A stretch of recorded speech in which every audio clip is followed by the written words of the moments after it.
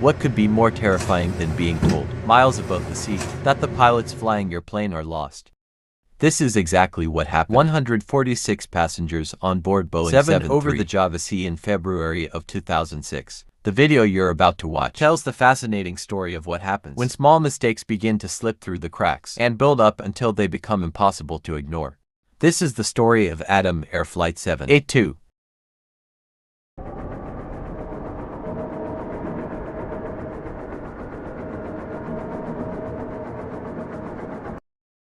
It was early in the morning on February 2006 when 146 passengers and 6 crew boarded a Boeing 737 at Jakarta in Indonesia. They were bound from Makassar, a 2-hour journey to the east. As the passengers filed in and took their seats, they had no idea that opened the cockpit, a strange series of events was about to unfold, which would soon put them in serious danger. The flight's captain was 41 years old and had amassed over 7,000 hours of flying time over the course of his career. He had plenty of experience on the 737 with almost 2,000 hours on the aircraft. He had flown this route many times before, and as he prepared the aircraft for departure, he had no reason to suspect that anything was out of the ordinary. Sitting to his right was a 33-year-old first officer. The first officer had just shy of 3,000 hours flying experience, 800 of which run the 737.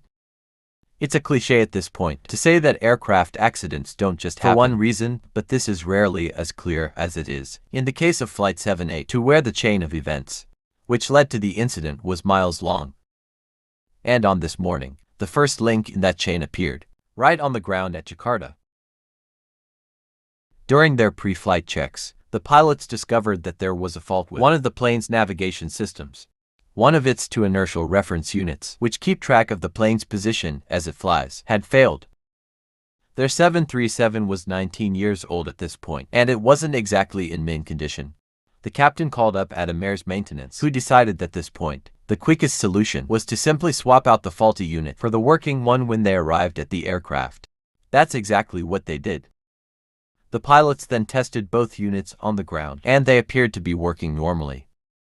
These kinds of issues were not uncommon at Adam Air. In fact, on this aircraft alone in the previous 2 months, maintenance engineers had logged 18 problems with the plane's inertial reference system. The budget airline was growing quickly, and it was taking major shortcuts in the upkeep of its aircraft. It was only a matter of time before one of these shortcuts had deadly consequences. With the faulty navigation unit now replaced, the captain entered the plane's route into his flight management computer. In aviation, routes consist of waypoints connected by airways, which are basically roads in the sky. In all passenger aircraft developed since the 1980s, pilots program the route into this computer at the start of the flight, and the autopilot follows it all the way to the destination. As with most passenger aircraft of its era, in the 7300, the flight management system, or FMS, is told its position by one of its inertial reference units. On this morning, the FMS was being told where it was by the left-hand inertial reference unit, or IRU1. This was the one that had been working, not the one that had been replaced. With the flight plan now loaded into the computer, the rest of the couple preparation complete, and the passengers boarded, Flight 782 is finally ready to depart. At 10 minutes past 6 that morning, the aircraft was pushed back from its stand at Jakarta. On board were 146 passengers, minus 1 crew and 10 tons of fuel. The pilot started the engines and began their taxi out of the runway. On this leg of the journey, the captain will be flying the aircraft, while the first officer handled the radios. It would be a mostly routine trip, apart from the fact that there were 3 flight attendants on board. During the flight, they would be entering the cockpit one by one to be quizzed by the captain on certain procedures and protocols for their new role. These quizzes had not been authorized by the airline, however, and they would distract the pilots at a time when their attention badly needed to be on the aircraft itself. At 20 minutes past 6, the captain lined the aircraft, opened the runway, and set takeoff power. The engines roared to life and Flight 782 began its roll down the runway. Within moments, the plane was airborne and climbing out east over the Java Sea. For the first few minutes, everything on board was normal. Passing 10,000 feet, the captain turned off the fasten seatbelt sign, and the cabin crew and the new trainees went through the cabin with food and drinks. The food options on board were nothing special. The autopilot was following the route the flight management computer, represented by this magenta line here. This moving map display makes navigation more intuitive than it had been in previous eras, when needles and dials were used on it. The plane is represented by this triangle. The route it's following is in magenta, and other waypoints in airports can be displayed on the screen as well. It also has the advantage of being able to display weather directly on the plane's weather radar, and it can show other nearby aircraft. But unlike what you might think, this map does not use GPS to tell the plane's position. That's because the 737-300 did not have a GPS. GPS is a relatively new addition to commercial aircraft, and even though it began being introduced in the 1990s, it didn't really become standard until the 20s. Rather than GPS, position information displayed on this map is derived mainly from the aircraft's inertial reference units, which we mentioned earlier. Inertial reference units use gyroscopes, which are spun up at the start of the flight while the plane is stationary at the gate, and which then detect acceleration in different directions as the plane starts moving. Although not as accurate as GPS, they are still precise enough for navigation, and they have the benefit of being entirely self-contained. No satellites, no radio signals, and no magnets. Just a fast-spinning mass, which detects the plane's movement as it flies and displays it on this map. So as the pilots monitored the flight's progress, they weren't looking at some true, objective representation of where the plane was. Rather, they were looking at the calculations of the IRU, which were simply being displayed in electronic map format. However, the IRU wasn't the only source of position information. The plane's computers also tuned into nearby radio beacons and factored in their direction and distance to help calculate the aircraft's position. In addition to the information from the IRU, having multiple sources of information like this allows the computers to calculate the aircraft with high precision. I know that that's a lot of information to take in, but it's important to cover in order to fully understand what is now about to happen. About 15 minutes after takeoff, Flight 78 to reach its cruising altitude of 33,000 feet. Not long after that, the pilots asked air traffic control for a shortcut. By routing direct to a waypoint called Sipit, they would be able to cut some intermediate waypoints out and save some time en route. The controller cleared them to Sipit, and the first officer used his flight management computer to send the plane directly to it. -1 was as the plane turned left onto its new course. As they left Jakarta's airspace, the pilots contacted Bali Air Traffic Control. They would be with Bali for a few minutes before being transferred to Ujung Padang Control, the final en route controller, before they began their descent into Makassar. These would be the last few normal moments on board Flight 782. At 25 minutes past 7 that morning, unbeknown to the pilots, the flight manager computer quietly switched from IOR-U1 to IOR-U2. It was now getting its position information from the unit that the engineers had installed back on the ground before departure. The pilots attested this unit on the ground, and all had appeared to be normal. But now over the Java Sea, it began to drift. Bit by bit, it started to provide the flight management computer with false information about the plane's position. As a result, the plane now began a gentle right-hand turn, barely perceptible to the pilots. The plane thought it was going in a straight line, because the IRU said that it was, and this is what showed up on the pilot's navigation displays. Even the compass headings showed the plane to be flying on track. The pilots have been trained to believe their instruments, but now their instruments were lying to them. A caution message popped up on the flight management computer saying, IRSN AV only. This meant that the plane was getting its position entirely from the inertial reference and not from any radio beacons on the ground. IRSN AV only, as in the only source of navigation information, is the IRS or the inertia reference system. As far as the pilots were concerned, this wasn't anything to be alarmed about. All it meant was that the plane was simply out of range of any radio beacon, which would normally tune in to more accurately determine the plane's position. This wasn't too surprising out over the sea. And anyway, as long as the IRU was working, it should have been more than capable of the plane's position. The first officer cleared this caution message, and with no awareness that anything was amiss, the pilots began briefing the arrival into Makassar. They checked the weather reports for the area, which showed that the skies were clear of clouds and the visibility was good. Their plan was to make a visual approach to runway 31, the airport's northwest of Idrenway. On this morning they were the only flight approaching the island from the west, and they expected a hassle-free arrival. Valley Air Traffic Control then handed the flight off to Yujuan Padang Control, the final en route controller for their flight. When the first officer radioed the new controller, he got his second shortcut of the day. He was now clear directly to the Makassar, which is the radio beacon at the airport itself.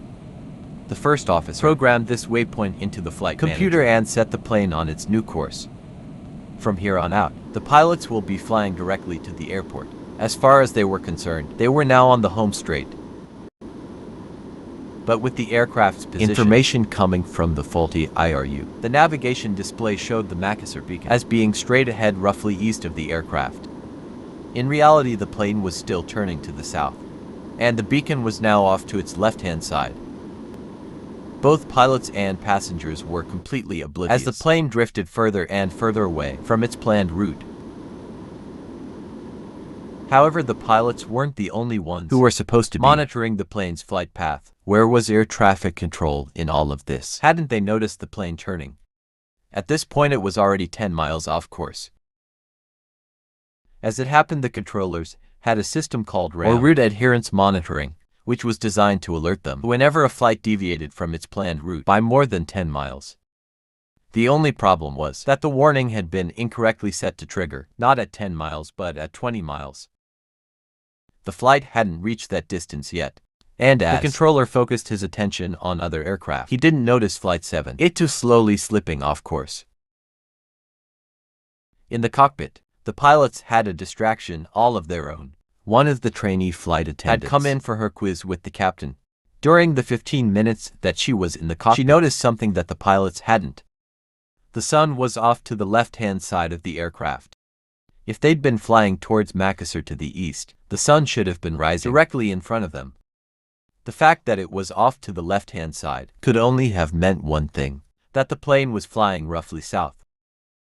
But who was the trainee cabin crew member to question? The pilots, surely they knew what they were doing. And indeed, the captain did have a solution to this problem. Of the glaring sun, he covered his windscreen up with the paper. Flight 78 continued straying south, going further and further off track. Back on the ground at air traffic control, the radar target for Flight 7 had split into two. The actual position of the plane, shown by this black target here, and identifiable by the squad 351, which the pilots had entered into the transponder. At the beginning of the flight, that target clearly showed that Flight 782 was deviating to the right of its planned course, which was along the W52 airway here. The other radar target, the one with all of the plane's information, that target was progressing normally along the flight's planned route. But this second target was not the real location of the plane. Rather, it was where the plane should have been. The controller should have known that this target was false because it was represented by a square rather than by a circle. But controllers at Makassar Airport Traffic Services had not received the required training for their jobs and didn't pick up on, or in any case, didn't inquire about the plane's actual position. Regardless of this, there was still a chance that the controller would discover what had been going on. Soon Flight 782 would reach the 20-mile deviation limit, which would trigger the controller's alerting system. Finally, somebody would notice that the plane was going off course. The 146 passengers on board the flight would soon be safe thanks to a piece of technology that was imperfectly calibrated, but which had saved the day nonetheless. But then something odd started to happen. As the plane went further off track, it started to dip in and out of radar coverage. Coverage over the Java Sea was patchy, and besides, nobody was meant to be in this particular part of the airspace. Just as the plane approached the 20 nautical mile limit, which would finally trigger the controller's alerting system, it began to slip outside the range of radar. It flickered on and off for a few minutes, being picked up and lost again, before finally dropping off completely. A crucial chance to notice the plane was going off track had been missed. Back in the cockpit, the pilots monitored what they believed the flight's normal progress along its route. Their navigation displays and their flight management computers showed that the aircraft was now approaching the waypoint called Guano. The first officer radioed air traffic control, telling them that they were passing this waypoint, and the controller handed them off to the next controller en route. When a plane goes off track, it's essential for the pilot to determine its position as quickly as possible. That's because at the speed the jet aircraft travel at, even just a few minutes of going off course can bring the aircraft dozens of miles from where it was supposed to be. In the case of Flight 782, for every minute the plane flew, it was going off course by 13 kilometers, or about 7 nautical miles. It wasn't just that the pilots were lost though, it was much worse than that they were lost. They didn't even know that they were lost, and they were getting even more lost every minute. At 10 minutes past 8, and with the needless quizzing of the new cabin now crew complete, the pilots are ready to begin their descent into Makassar. According to their instruments, they were now 115 nautical miles from the beacon, and therefore about that distance from the airport. The first officer requested descent clearance from air traffic control, and with that granted, the flight began as descent from 33,000 feet in the main cabin. The passengers could feel the plane beginning to descend. Soon they thought they would be in Makassar. They didn't know that, as they descended on their southerly course, they were crossing as many as 14 different airways, carrying other air traffic. Among the money risks the pilots had racked open the previous half hour since they first started drifting off course, the threat of a mid-air collision had now been added to the mix. However, it wouldn't be long into the descent before the first signs of trouble started showing. As the plane descended through 28,000 feet, the captain noticed something peculiar. After his right-hand side was a mountain. There were no mountains on the route to Makassar, and one had hardly cropped up. Since the captain had last flown there, the pilots checked a navigation display, which showed the plane to be in course towards Makassar. If that was the case, what island were they seeing out their window? They took out their maps and began trying to make sense of what they were seeing. But nothing on the map matched what they were seeing outside. They checked their V-award needle, which open to this point had been showing the Makassar beacon straight ahead, but now it too was acting up. The inoperative flag had appeared on the instrument, indicating either the instrument wasn't working or that the Makassar beacon was out of range. This didn't make sense. The pilots had been flying towards Makassar, getting closer to it. How could they have gone out of range of the beacon? Minute by minute, the pilots grew increasingly bewildered. As far as they were concerned, everything had been going perfectly well, until just a few moments ago. How had things gone so wrong so fast?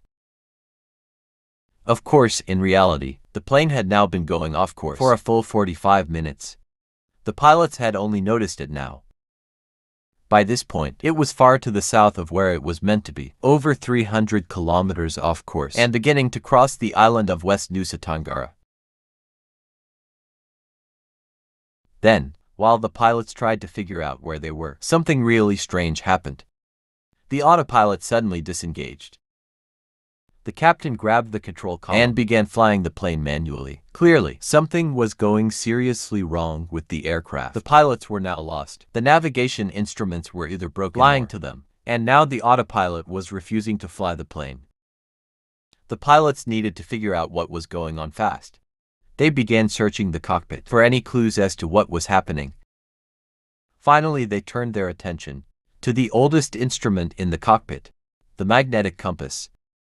This instrument is simply a magnet, suspended and fluid, no electronics, no gyroscopes, and no outside influence, but the Earth's magnetic field itself. But what it told the pilots baffled them. According to the magnetic compass, they were on a heading of 230 degrees. They were supposed to be heading east, on a heading of about 80, but somehow they were now heading southwest. Their main navigation instruments were just slightly off. They were completely wrong. This came as a total shock to the pilots. For how long had they been flying like this? Where had they ended up? And how would they get back on course? They had little idea that their problems were only just beginning. The first officer turned to air traffic control for help and reported his position. According to his flight management computer, he was on the 28-degree radio from the Makassar radio beacon at a distance of 72 miles. What the first officer didn't know was that this position was wrong. It was coming from the plane's faulty inertial reference system. As the first officer waited for a reply from the controller, all he got was static. As it turned out, it wasn't just the radio beacon that the plane was too far from. They were now out of range of air traffic control. The pilots of Flight 782 were badly lost, and now They couldn't even ask air traffic control to tell them where they were on radar by this point. Even if the controllers did begin looking for the plane, they were unlikely to find it. How would they pick out this small black target hundreds of miles from where Flight 7 was supposed to be? The sensible place to look, after all, would be somewhere relatively close to the plane's planned position.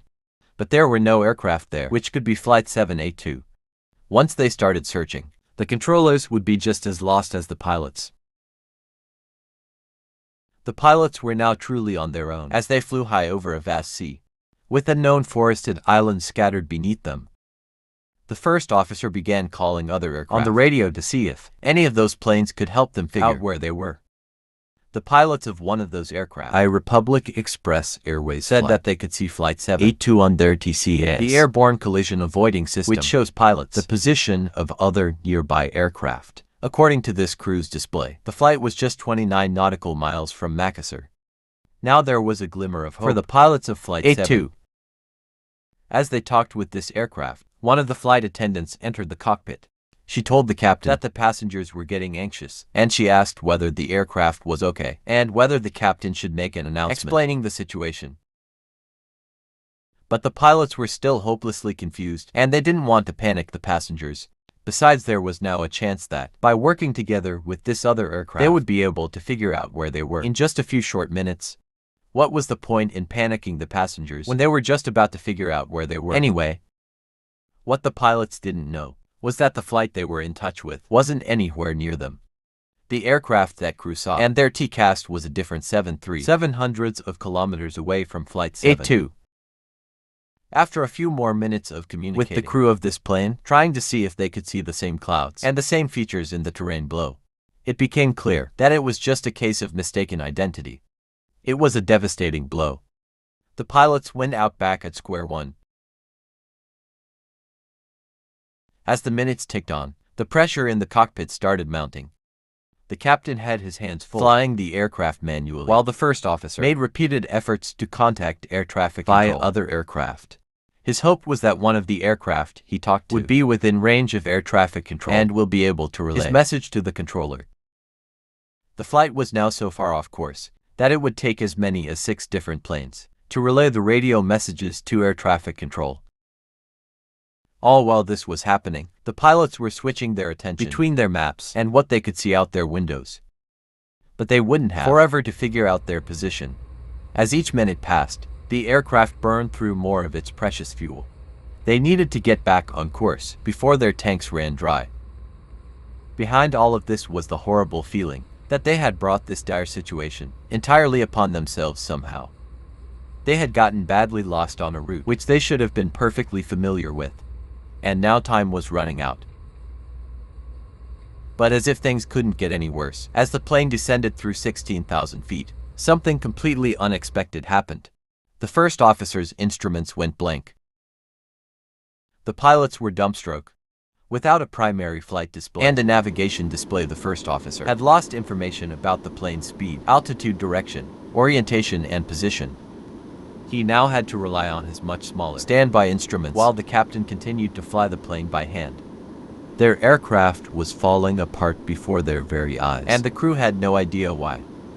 What system would they lose next? The passengers were as unaware of the extent of the aircraft's difficulties. They had no idea that at the back of the captain's mind, now creeping its way forwards, was the possibility that he may have to ditch the aircraft in the sea. One thing was certain: the pilots weren't going to descend any further until they were absolutely sure about what was happening to their plane. The captain leveled off at 15,000 feet and took out the quick reference handbook. He needed to find out whether the aircraft's different problems were somehow connected to the autopilot tripping off. The blank screens, the failing navigation instruments, and the dodgy radios. What did all of these have in common? The captain followed the steps in the manual, taking note of the heading displayed on the magnetic compass and inserting it into the flight management computer. The idea here was that the plane was so badly lost, having built up a picture of where it was based on incorrect data from the faulty IRU, that the only salvation could be from inputting data from the much more basic instrument of the magnetic compass. But when the captain entered this information, it didn't have the desired effect. The plane's instruments still disagreed. The checklist said that if the pilots were unable to enter the planes heading into the flight management computer, they should use the keyboard on the overhead panel to enter it directly into the inertial reference system. But the pilots didn't do this. By this point, they were so overwhelmed by all of the failures and confusion that they failed to follow through with the checklist. Human pilots, after all, are just a part of a much bigger system. And when that system starts to break down, pilots join the rest of the system in being more vulnerable to error, rather than less. But the troubleshooting persisted, however imperfectly. The pilots needed to find some way of unhooking the plane's navigation system from the faulty inertial reference unit and hooking them back up to the working one. Above their heads, the IORU to fault light had illuminated, the very one that had lit up on the ground back at Jakarta. It signified that the right side inertial reference unit wasn't working, and that the pilots would need to switch back to the left-hand one. For this exact purpose, a switch existed, which would transfer all of the plane's navigation system to the functioning inertial reference system, in this case IRS-1. The captain flicked this switch, and then checked his instruments. But strangely, after he did this, the magnetic compass and the navigation display still disagreed about which direction the plane was pointing. Whatever issue the aircraft had, switching its navigation source hadn't solved it. However much of the pilot's relief, moving the switch did at least have one positive effect. The first officer's instrumentation had now flickered back to life. But the pilot's relief didn't last long. According to the first officer's navigation display, the plane was now just a few miles from the Makassar radio beacon and was heading straight forward. All it took was a simple glance out his window to disconfirm this prospect. The plane was nowhere near Makassar. The pilot's attempts to reconfigure the navigation equipment had been woefully unsuccessful. They then consulted their charts and tried contacting other air traffic control centers near Makassar. They figured that they had to be within radio range of at least some of them. The problem was much greater than the pilots realized, though they were checking the radio frequencies. For airports on Sulawesi, the island on which Makassar was situated, over 500 kilometers to the north, none of these airports were even close to being within range. Running out of options, the pilots now had to resort to another way of fixing their position. They knew that along the airway they were supposed to be traveling on, there were navigation aids, which they could tune into using their radios. Perhaps by tuning into these beacons, they could figure out where they were and get back on track. They checked their maps and picked out radio beacons along the airway. They tuned the frequencies of these beacons into the navigation radios and watched their instruments closely. But the needles never came to life. Just as it was with air traffic control, the aircraft was simply too far from any of these beacons to pick them up. The pilots were baffled. Was it that they were roughly in the right place, but that their instruments weren't working, or were they way off track? With instruments which were working, there were other radio beacons nearby which were within range of the pilots, but without even a vague idea about where they were. How would the pilots even know to tune into these? In order to figure out precisely where they were, they would first need to start out with at least a rough idea of where they were. But as the seconds take down, it began to look increasingly unlikely that they would even get that. This was much more than an embarrassing mistake for the pilots. They had messed up badly and put themselves and everybody else in grave danger. At this point, they began to grow desperate. The captain asked one of the flight attendants whether she knew if anybody on board was from Makassar. If they were, perhaps they would be able to tell if the island beneath them was their own. But the flight attendant didn't want to do this. The passengers were already concerned, and she didn't want to send them into a blown panic. The aircraft now had less than 1 hour of fuel remaining. With no navigation equipment put their own eyes, the pilots had to find a runway fast and get the plane down onto it. This would not be an easy task, given the mountainous and densely forested terrain below. What's more, not just any runway would do. They needed to find one which was big enough to take a Boeing 737. The captain began rolling his aircraft from side to side, looking down at the island beneath him. Somewhere there must be a runway. But as the minutes ticked on, all he could see were more mountains and jungle. A terrifying possibility now entered his mind. He may have to ditch the aircraft in the sea. The odds of surviving a ditching are close to zero. And they're even worse when rescue crews don't even know where to look. The captain knew that if he decided to put the plane down in the water, he would have probably amount to a death sentence for everyone on board. But at this point, he feared that he may not have a choice. He told the cabin crew that he may have to ditch the aircraft in the sea and that they should listen out for him to give the order to prepare for one. Flight 782 sailed quietly above the island of Samba, its passengers fearing the worst, and its pilots desperately trying to find somewhere to land. Then as the captain banked the aircraft, the first officer spotted something out his window. Far below them, on one side of the island lay a thin strip of concrete. The pilots had found a runway. But little time to waste, and really with little choice, the captain decided that this is where he would put the plane down. He reduced power on the engines and put the aircraft into a descent. He then handed control over to the first officer, telling him to bring the plane down to 2,500 feet and to reduce the speed to 220 knots. This slower speed and lower altitude would allow the pilots to better judge whether they had spotted was suitable for their aircraft. If it was too short, they could end up running off the end of it and crashing into the dense forest which lay there and wait.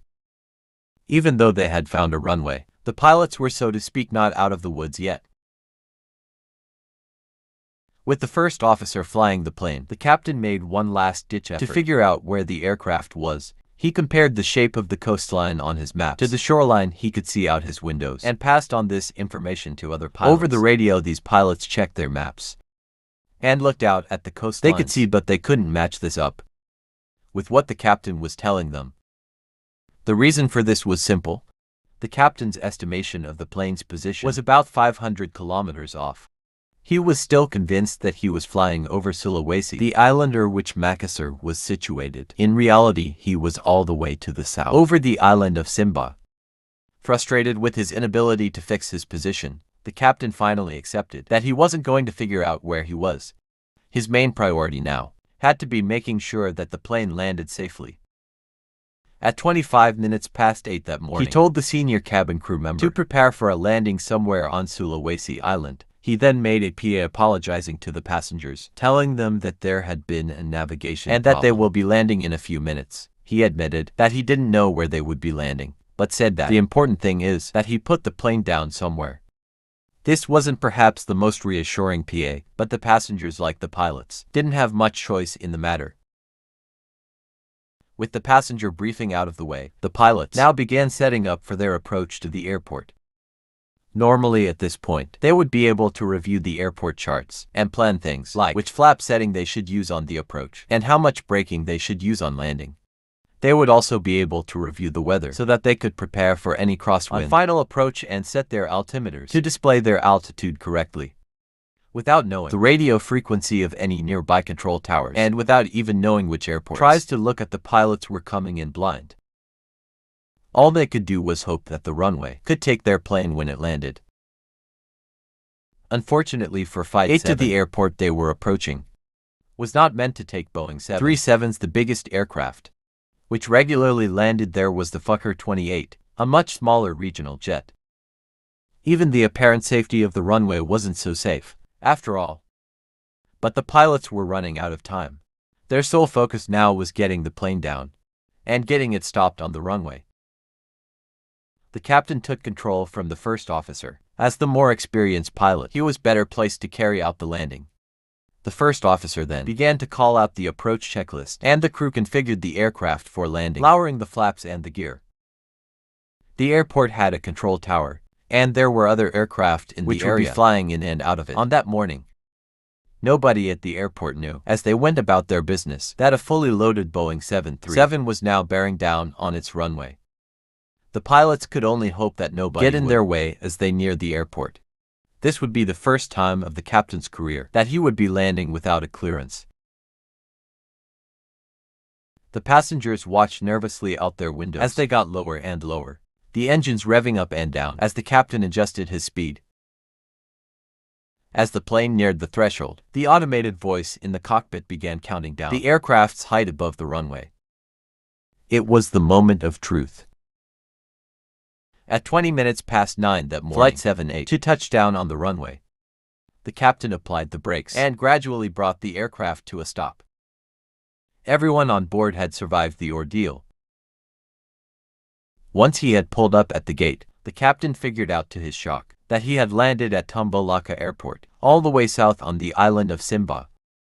He contacted Adamair Operations Center in Jakarta, who told him to disembark the passengers and wait for the arrival of the Adamair team from Jakarta, which would include maintenance engineers, to inspect the aircraft. When this crew arrived later that day, they fixed the aircraft and then flew it back to Jakarta without passengers, where it was quarantined by Indonesia's National Transportation Safety Committee. The captain was later fired by Adamair. The reason that the inertial reference system switched over to the faulty unit mid-flight causing the turn was never determined. But the story of Flight 782 doesn't end there. The investigation, which followed the incident, unveiled deep-seated issues at Adamair, which have been festering for years. It found glaring deficiencies in how the airline maintained its aircraft, with repeated problems going unchecked, and maintenance actions being limited, in many cases, to simply swapping out different components, resetting circuit breakers, and cleaning electrical connections. This created a culture where problems with aircraft were tolerated, and where pilots were put under pressure to fly aircraft which they knew to be faulty. What happened Flight 782 was really just the tip of the iceberg for an organization which was corrupt to the core. Just a year after this,